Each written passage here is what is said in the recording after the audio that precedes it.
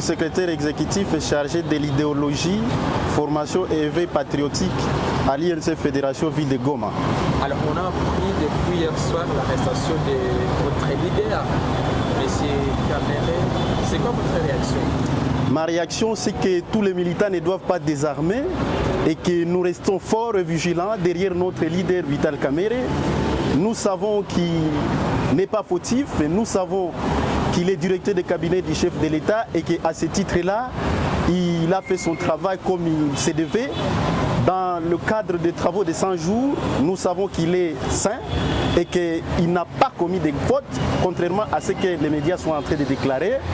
Il nous demande d'être sereins, nous le sommes, nous n'allons pas désarmer, je l'ai dit et je le répète, tous les cadres restent soudés derrière leur leader, le docteur Vital Kamerhe Lwakanyigi Nyikingi. Alors on accuse d'avoir détourné les fonds qui étaient alloués au 100 jours du chef de l'État.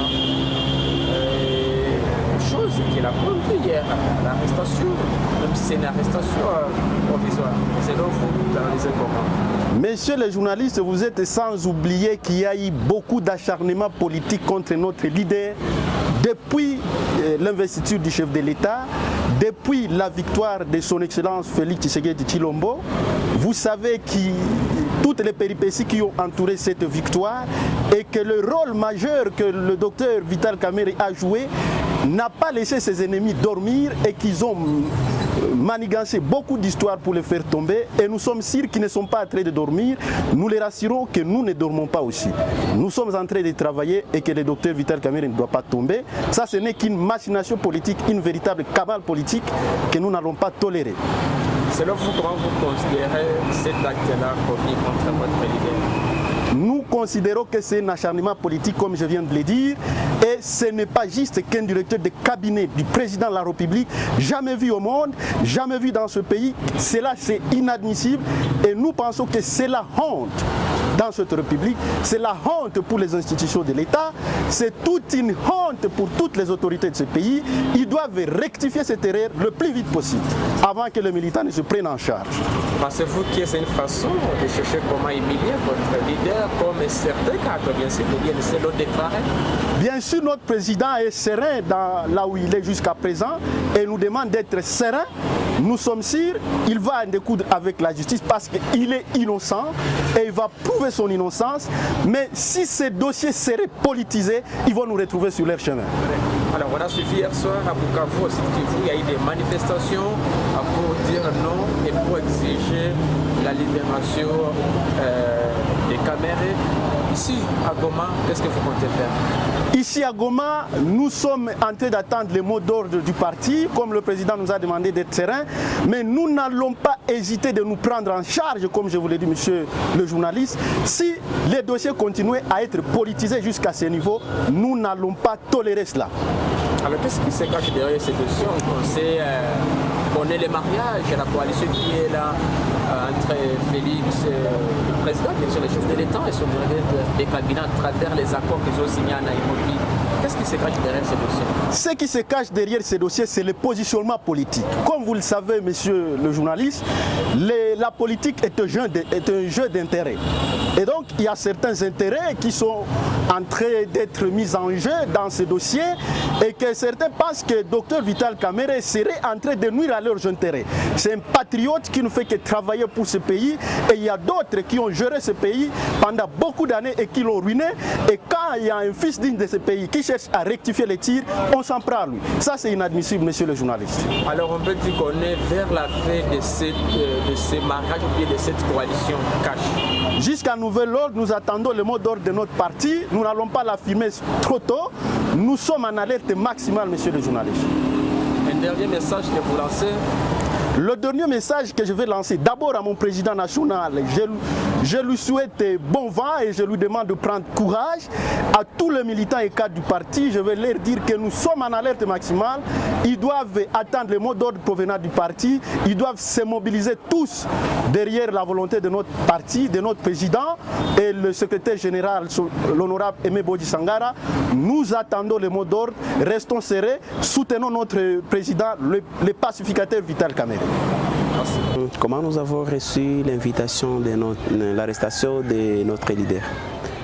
Nous avons reçu évidemment cette arrestation avec amertume, étant donné que nous estimons que ça c'est vraiment un acharnement contre notre leader. Pourquoi je dis un acharnement contre notre leader? Il a été invité et aussitôt qu'il a été auditionné pour la première fois, au lieu juste que notre leader soit mis, peut-être si l'audition n'était pas encore finie, au lieu qu'il soit mis juste dans une résidence surveillée pour qu'on continue juste le lendemain, ou là automatiquement amené juste dans la prison de Makala. Nous avons considéré ça comme un acharnement et encore comme un complot contre juste notre président du parti, l'honorable Dr Vital Kamerhe. Il a passé sa première nuit à Makala. C'est quoi, vous, personnellement, de son côté, et le parti politique, vous demandez? Bon, nous demandons juste sa libération, vite et sans condition aucune. Mais ce qui nous réjouit un peu, c'est quoi? C'est que c'est une arrestation un peu provisoire. Nous estimons que le chef de l'État pourra peut-être juste décider, comme c'est notre allié de base, et pourra juste décider pour voir comment est-ce qu'on peut libérer le plus tôt vite possible notre président national du parti. Vous savez que plusieurs charges pèsent sur lui. Notamment, il est accusé d'avoir détourné surtout les fonds qui étaient alloués au 100 jours du chef de l'État. Selon vous, ces allégations sont vraies? Selon votre analyse? Non, ces allégations ne sont pas du tout vraies parce que de ma part, personne ne représente la justice entre nous deux. Qu'on laisse la justice faire son travail. Mais nous, ce que nous demandons seulement à la justice, c'est de faire un travail de qualité. Un travail dans la transparence. Nous ne voulons pas que la justice soit juste une justice qui sera instrumentalisée. Et comme nous savons bel et bien que la justice reste toujours la même justice et n'a jamais été un peu changée, bon, c'est là où réside juste un peu notre inquiétude. Mais nous appelons juste un peu à la sagesse et à la clairvoyance juste du président de la République de pouvoir voir trop loin dans cette question, sinon ça risquerait un peu d'être une magouille qui risquerait un peu de bouleverser un peu le pouvoir de Kashi. Alors vous dites qu'on laisse à la justice de faire bien son travail, et voilà que cette justice a fait bien son travail en interpellant, en arrêtant Kamerhe, même si c'est une arrestation provisoire. Non, jusque-là, le travail de la justice n'est pas encore fini. Nous espérons que la justice pourra prendre juste toutes ces responsabilités, pourra tirer toutes les conséquences afin de pouvoir juste faire arriver un peu son travail à la fin. Et nous espérons bien que ça sera un travail bien fait, un travail de qualité, un travail qui est totalement produit d'une manière là objective. Ne craignez pas qu'il soit condamné? Non, aucune charge qui s'enregistre à sa personnalité. Nous ne craignons rien, nous sommes serrés, tu nous vois ici, on est en train d'échanger avec des camarades et donc nous n'avons aucune peur. Nous estimons que demain ou après-demain, soit dans peu de temps, il pourra regagner un peu son domicile et continuer juste un peu ses responsabilités. Le mariage entre Vital Kamerhe et Félix, le mariage qui a conduit à la création du cash, on peut dire qu'on est vers la fin de la séparation. Non, messieurs les journalistes, nous ne sommes pas vers la fin de la séparation. Il y a des accords qui ont été signés à Nairobi. Nous avons tous l'obligation de pouvoir juste respecter ces accords. J'ose croire que le président Félix pourra juste travailler pour faire respecter ces accords. Je sens que c'est un homme droit et c'est un homme sérieux. Il ne pourra pas vouloir trahir juste un peu ses alliés jusqu'à ce niveau. Et donc nous avons toujours confiance à l'existence de ces accords. Nous tenons toujours fort. Qu'est-ce que vous craignez dans cette affaire, vous les pro-Vital Kamerhe? Ce que nous craignons dans cette affaire, nous les pro-Vital Kamerhe. Ce que nous craignons, c'est juste une justice peut-être qui ne serait pas équitable et qu'on voudrait juste un peu arrêter notre président pour vouloir juste un peu l'empêcher de se présenter aux échéances de 2023 comme les accords de Nairobi le disent, ou soit même vouloir juste un peu les salir d'une manière la politique. Merci. En principe, on ne devait pas commenter les décisions de justice. Mais comme c'est un acteur politique, nous avons l'obligation d'apporter une analyse, de parler, de dire ce qu'on pense. Parce que M. Kamere, c'est pour moi d'abord un grand frère, un acteur politique très très important dans notre pays. Mais ce qui est arrivé hier, ce n'est qu'une conséquence logique. J'étais parmi les gens qui ont marché sur l'étendue de la ville de Goma, dans les rues de Goma, pour réclamer la vérité sur les 15 millions. Après les 15 millions, il y a eu d'autres faits, il y a eu d'autres faits, il y a eu d'autres histoires, d'autres actions. Et nous sommes dans une obligation de dire qu'est-ce qui se passe. Mais il n'est pas le seul. Il y a M. Youma aussi qui est cité dans les histoires de 200 millions de dollars. La justice doit aussi les prendre. Il y a la gestion des Kabila, elle doit être auditée. Maintenant, ce n'est qu'à ce moment-là où les Congolais vont avoir la nation. Mais son arrestation, c'est une décision de la justice.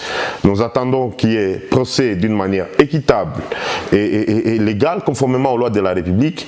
Ainsi, la justice congolaise aura fait une œuvre utile en commençant à nous démontrer qu'il n'y a pas de personnes importantes dans ce pays. Nous sommes tous Congolais, nous sommes tous égaux devant la loi. Alors, il y a des voix qui s'élèvent partout au pays. Pour certains, l'arrestation des Kamere, c'est une humiliation, un acharnement politique. Et pour d'autres, il faut que la justice soit faite. Vous, côté Lamuka, comment vous analysez ça? La justice, nous sommes du côté de la justice, nous sommes du côté du droit. Cette justice nous a longtemps tourné en bourrique, elle a été longtemps utilisée comme une arme politique contre les adversaires politiques.